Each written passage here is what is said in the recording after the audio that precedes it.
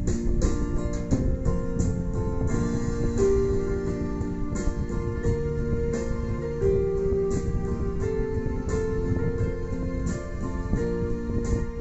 berdoa. Damai sejahtera Allah Bapa yang melampaui segala akal dan budi manusia, itulah yang memelihara hati dan pikiranmu di dalam Kristus Yesus Tuhan kita. Amin. Shalom Bapak Ibu Saudara yang terkasih.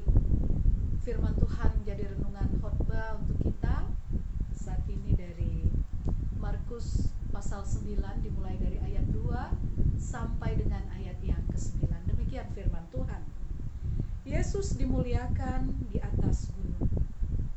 6 hari kemudian, Yesus membawa Petrus, Yakobus dan Yohanes, dan bersama-sama dengan mereka ia naik ke sebuah gunung yang tinggi. Di situ mereka sendirian saja. Lalu Yesus berubah rupa di depan mata mereka, dan pakaiannya sangat putih berkilat-kilat. Tidak ada seorang pun di dunia ini yang dapat mengelantang pakaian seperti itu. Maka nampaklah kepada mereka Elia bersama dengan Musa. Keduanya sedang berbicara dengan Yesus. Kata Petrus kepada Yesus, "Rabi, betapa bahagianya kami berada di tempat ini.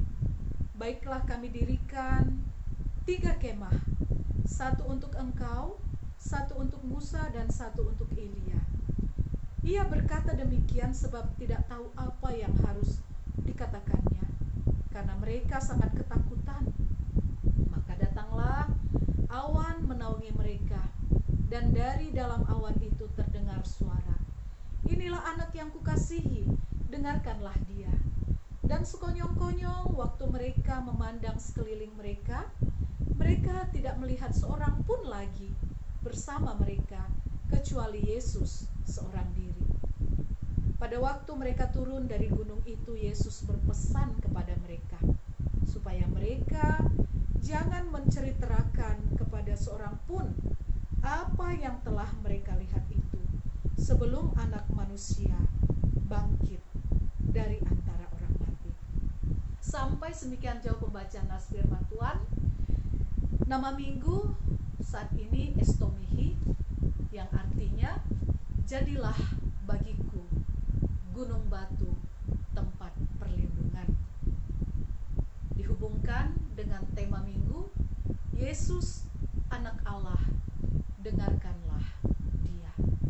Saudara, sebelum kita sampai pada perikop nas firman Tuhan saat ini, ada 3 peristiwa penting yang perlu kita perhatikan di ayat-ayat yang mendahului perikop kita saat ini.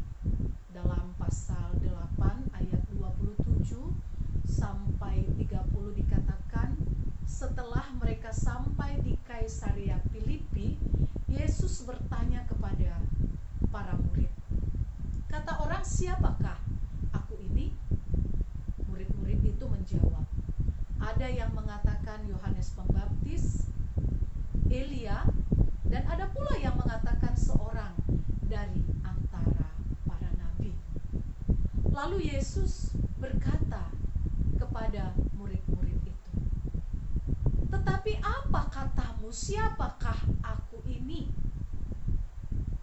Lalu Simon Petrus langsung menjawab, "Engkau adalah Mesias, Anak Allah yang hidup."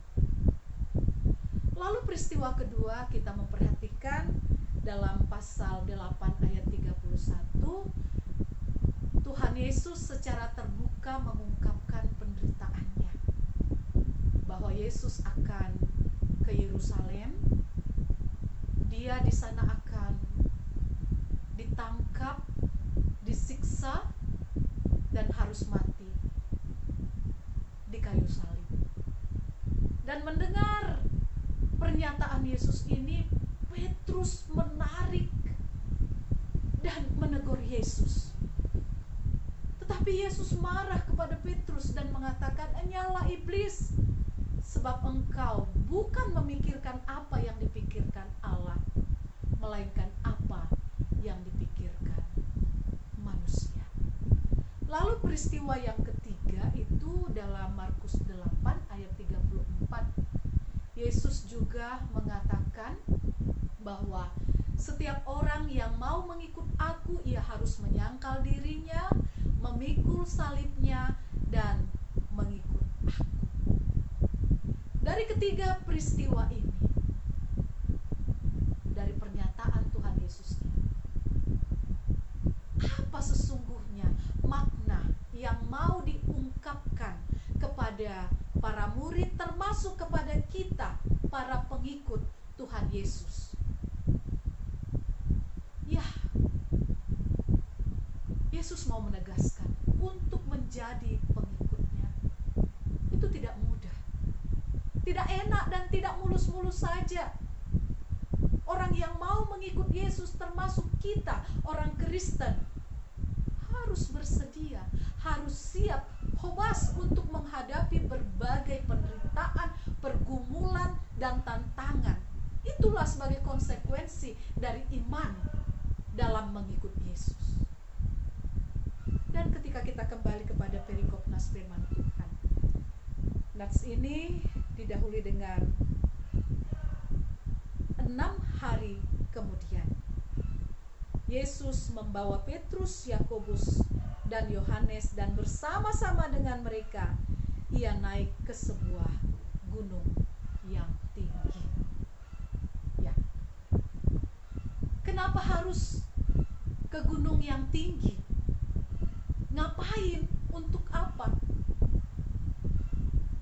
Di gunung mana? Memang jelas ya, tidak disebutkan dalam Injil ini ke gunung yang mana. Tapi ada berbagai pendapat para ahli menyebutkan, sebagian itu menyebutkan ini di Gunung Tabor. Tapi penafsir lain mengatakan gak cocok. Gunung Tabor tingginya itu hanya 562 meter saja. Jadi belum termasuk gunung yang tinggi. Dan di puncak Gunung Tabor tidak ada dataran yang bisa untuk menjadi tempat duduk. Yang ada cuma semak belukar. Jadi tidak mungkin. Ada juga yang berpendapat di Gunung Hermon. Tapi penafsir lain juga memberikan pendapat itu terlalu tinggi untuk didaki oleh manusia dengan berjalan kaki ya. Gak mungkin, tingginya itu mencapai 3000 meter. Lalu yang benar itu mana? Ya, pendapat ahli yang lainnya di salah satu gunung yang termasuk gunung yang tinggi. Karena memang di Yerusalem itu dikelilingi ya, di Palestina itu khususnya Israel itu dikelilingi oleh pegunungan yang tinggi. Dan di sanalah Tuhan Yesus membawa ketiga muridnya. Untuk apa? Ngapain? Apa sekedar untuk jalan-jalan melihat view yang indah? Ternyata dalam Injil Lukas pasal 9 ayat 28 di sana dicatat bahwa Yesus hendak berdoa. Itulah alasannya. Dituliskan Yesus membawa Petrus, Yohanes, Yakobus lalu naik ke atas gunung untuk berdoa. Untuk berdoa. Untuk bertemu dengan Allah, untuk menyampaikan permohonan isi hatinya. Lalu apa yang menjadi pengajaran untuk kita pada saat ini? Hal yang pertama, coba kita memperhatikan ayat 2 sampai dengan ayat 4. Di sini Markus mau mengajak kita, mari bersungguh-sungguhlah berdoa dan beribadahlah dengan sungguh untuk menyampaikan isi hati dan permohonan kita kepada Tuhan, supaya kita menerima sinar surgawi. Wah, indah sekali ya jemaat yang terkasih. Kita lihat di sini sedemikian pentingnya bagi Yesus berdoa sehingga dia mengambil waktu yang khusus, bahkan tempat di puncak gunung yang tinggi. Bukan tidak bisa Yesus berdoa di rumah saja, atau di bait Allah di kota Yerusalem yang agung itu. Tetapi justru Yesus harus naik ke gunung yang tinggi. Dia siap mengambil resiko, menghadapi tantangan, ancaman keselamatan, hanya untuk bertemu melalui fasilitas doa dengan Allah Bapanya, untuk menyampaikan isi hatinya, pergumulan hidup yang sedang dan akan ditempuhnya, dan untuk bertanya kepada Bapa Sorgawi, apa kehendak-Mu yang akan saya lakukan?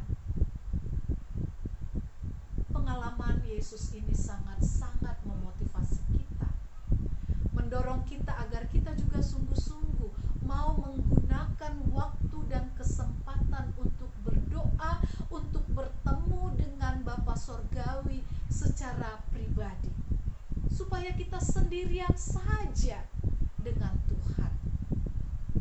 Apa yang dilakukan oleh Tuhan Yesus, yakni menaiki gunung yang tinggi, adalah gambaran kesungguhan hati dan gambaran pentingnya doa.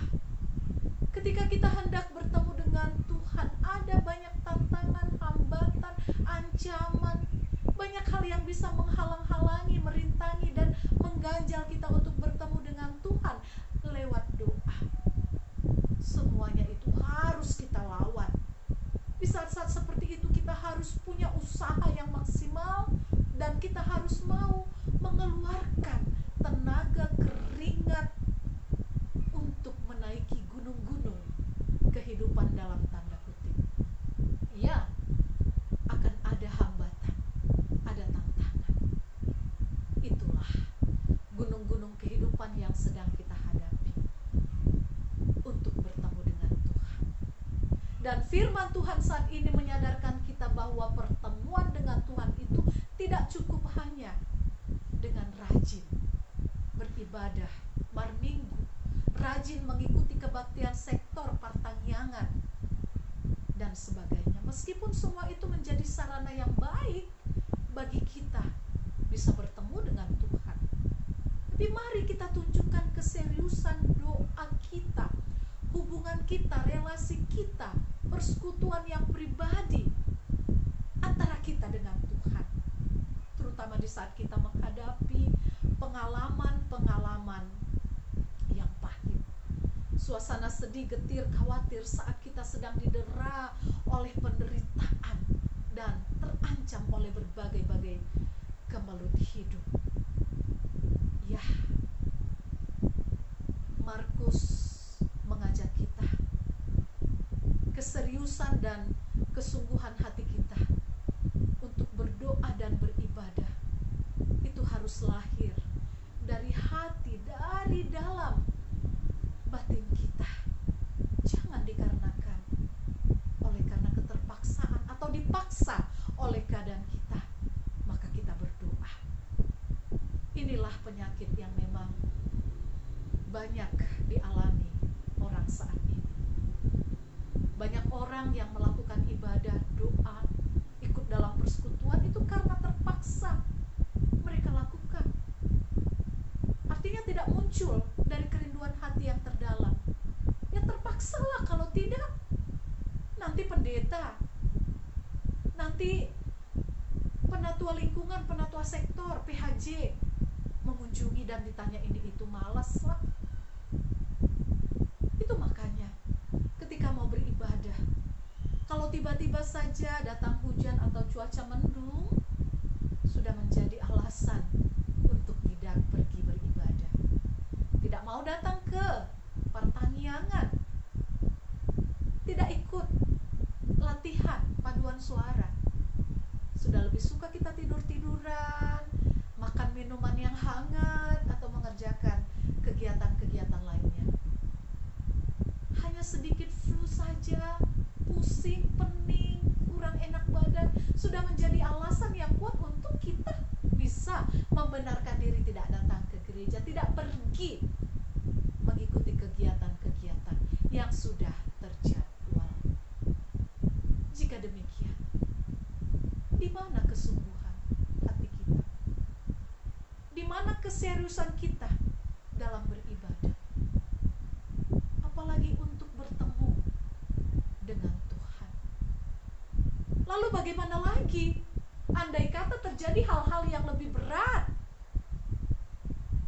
dalam kehidupan kita, ya bisa jadi kita membuat 1001 alasan membenarkan tindakan kita, bahkan menyalahkan Tuhan. Kenapa mengizinkan kesulitan, pergumulan itu terjadi dalam kehidupan kita?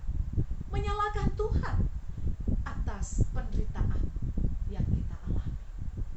Tapi coba kita membandingkan, ya, apa yang dialami Petrus, Yakobus, dan Yohanes. Mereka melihat wajah Yesus bercahaya, bersinar, pakaiannya berkilat-kilat. Satu transfigurasi, satu perubahan. Ya, wajah Yesus yang mereka saksikan saat itu. Ada sinar sorgawi yang mereka saksikan ketika mereka ada di gunung yang tinggi untuk bertemu dengan Tuhan.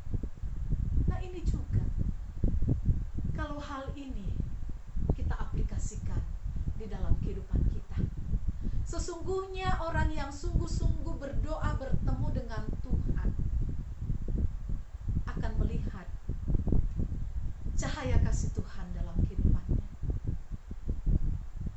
Wajah Tuhan yang bersinar, yang terpancar dalam kehidupan. Sehingga kita tidak lagi menjalani kehidupan ini dengan wajah yang cemberut, selalu murhing, marungut-ungut, holsoan, tidak bisa bersyukur, menyalahkan keadaan. Itu nggak akan ada lagi dari kehidupan orang-orang yang sungguh serius untuk mencapai perjumpaan dengan Tuhan. Pasti akan mengalami sinar sorgawi di dalam kehidupannya. Nah, ini yang perlu kita ambil di dalam kehidupan kita. Apakah sepanjang kehidupan kita sebagai umat Kristen, tentunya kehidupan kita tidak terlepas dari kehidupan berdoa, bersekutu dengan Tuhan di dalam doa. Adakah satu perasaan yang lain yang kita rasakan yang mengubahkan kehidupan kita? Adakah satu keadaan yang lain yang kita rasakan bisa menghadirkan damai sejahtera, ketenangan dalam kehidupan kita?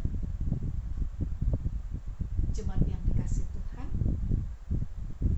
perjumpaan dengan Tuhan juga mau mengingatkan kita,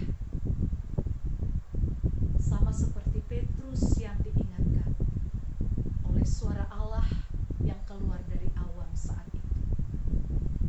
Ketika Petrus menyaksikan suasana yang begitu luar biasa, dia begitu menikmati kebahagiaan itu, dan dia mau mengabadikan keadaan yang saat itu. Tapi dia salah dalam mengenali kebaikan Allah yang menampakkan kebahagiaan tersebut. Kalau kita membaca di dalam ayat 5 sampai ayat yang ke-6, di sana kita melihat bagaimana Petrus mengusulkan agar mendirikan kemah untuk tempat tinggal sementara, untuk menikmati kebahagiaan yang sesat itu, untuk tempat yang khusus untuk Yesus dan juga Musa serta Elia. Ini yang sering terjadi dalam kehidupan kita ketika Tuhan menunjukkan kebaikannya, ketika kita menikmati kasih Allah di dalam kehidupan kita. Bisa terjadi kita mau menunjukkan kebaikan kita kepada Tuhan, rasa terima kasih kita. Ya,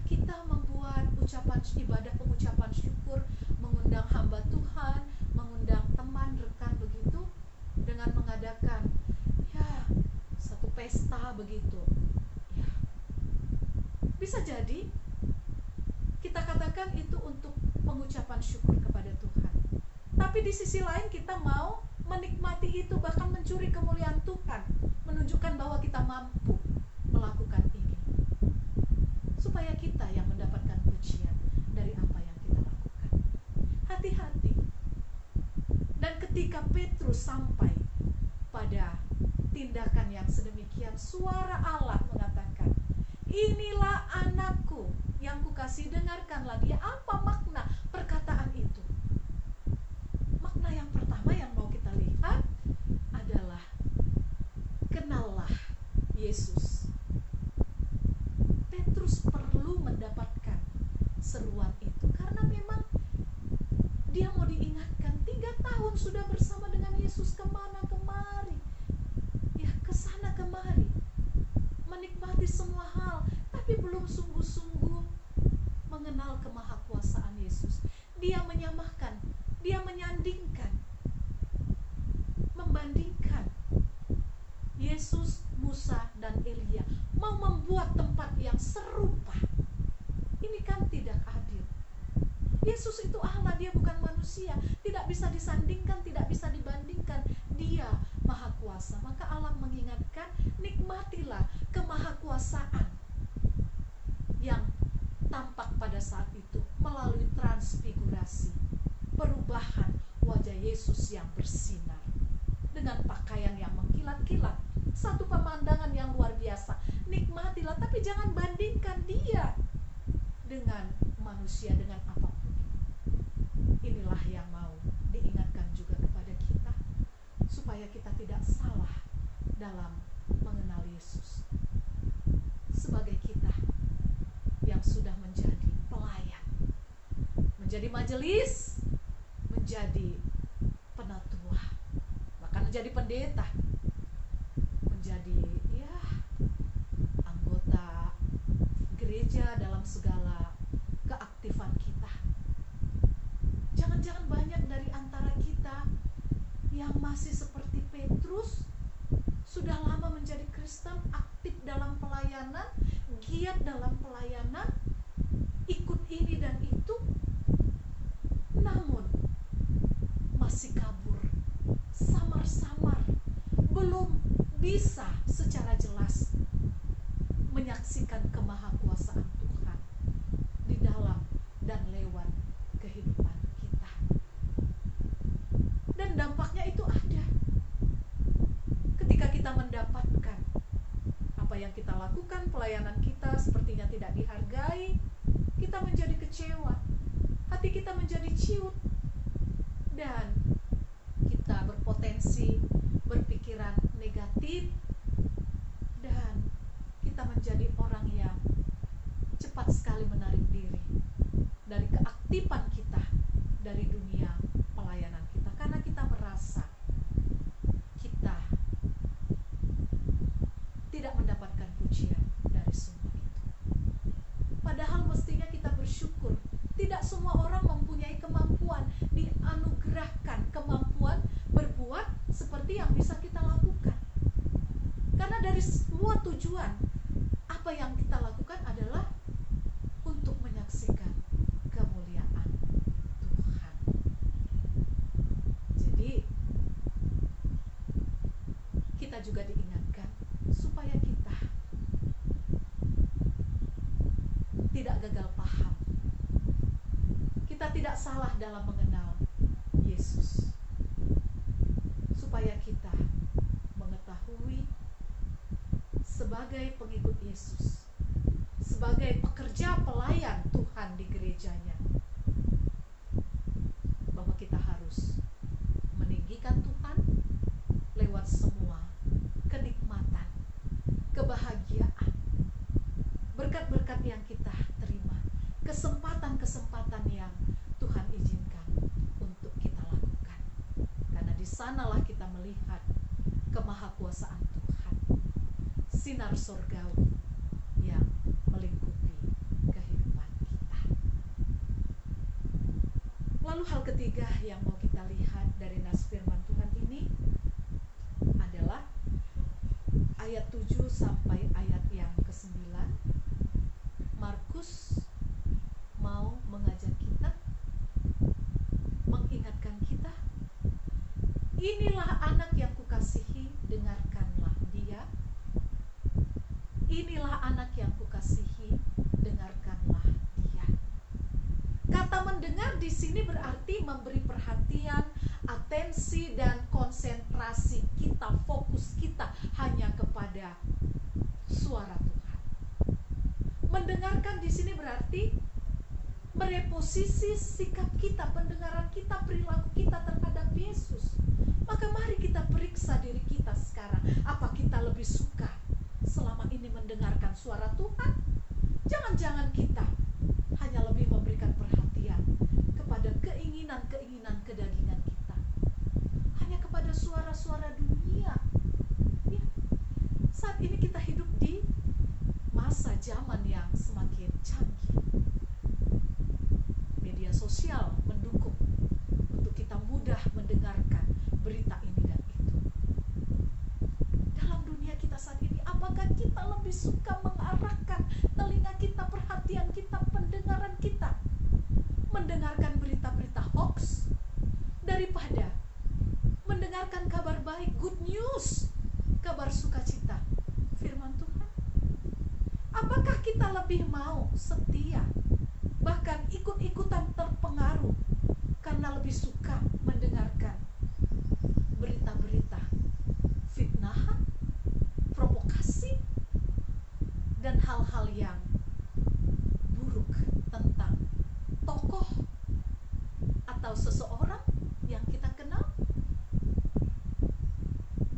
Ataukah pada masa-masa sekarang ini ya dalam minggu ini kita akan memasuki pesta demokrasi ya, dan tentunya dalam minggu-minggu terakhir ini banyak sekali yang menjadi calon-calon atau yang ikut dalam kontestasi pemilihan itu dengan tawaran-tawaran sosialisasi untuk pemilihan yang akan kita laksanakan dalam pesta demokrasi ini, juga di dalamnya menyediakan hal-hal atau sesuatu yang mau dibagikan bagi orang yang mau mendengarkan panggilan untuk ikut. Jangan-jangan Anda dari antara jemaat Tuhan juga yang lebih suka mendengarkan suara dan panggilan untuk ikut hadir dalam sosialisasi tadi demi untuk mendapatkan sesuatu yang hanya sesaat, daripada mendengarkan suara Tuhan untuk datang ke gereja, bertemu dengan Dia, beribadah untuk mendapatkan bagaimana caranya kita beroleh keselamatan dan kehidupan yang kekal. Ya, itulah hal yang sangat-sangat relevan. Tapi ada juga orang yang hanya mendengarkan apa yang dia pikirkan, mendengarkan dan melakukan apa yang ada di dalam otaknya, pikirannya, seperti Petrus tadi. Dia begitu berbahagia sampai-sampai dia nggak tahu apa yang dikatakan. Itu tadi dikatakan dalam nats ini. Kita juga begitu kan? Apa yang kita pikirkan, seringkali itu yang kita katakan, tanpa kita harus mempertimbangkan, mempergumulkan apa dampak dari yang kita pikirkan dan kita lakukan tadi.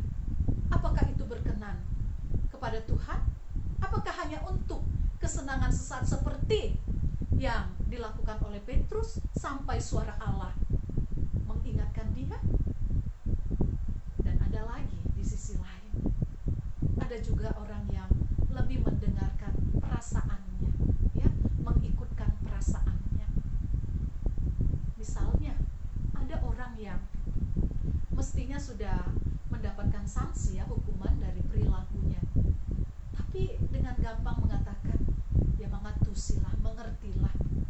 Ya memang kita harus bisa memahami, mengerti saudara kita. Tapi ketika itu sudah melanggar satu peraturan, bagaimana dengan yang lainnya?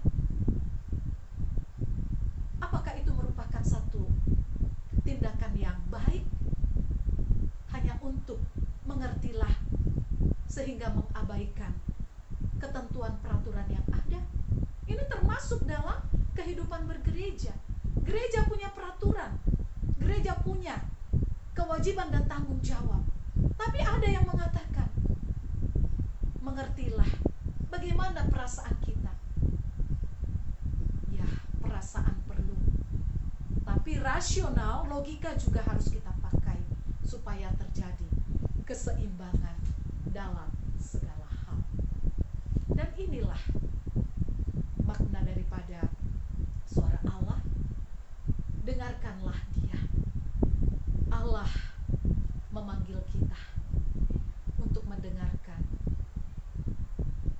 anaknya, Yesus Tuhan dan Juru Selamat kita, untuk boleh tetap setia menjalani kehidupan hanya untuk melakukan apa yang menjadi ketetapan Allah, kehendak Allah, sekalipun harus melewati via dolorosa.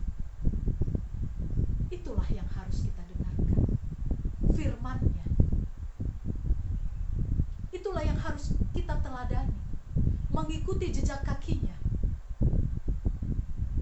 Dan janji Tuhan di minggu ini, estomihi, kita bisa menjadikan Allah di dalam Yesus sebagai estomihi kita, menjadi gunung batu,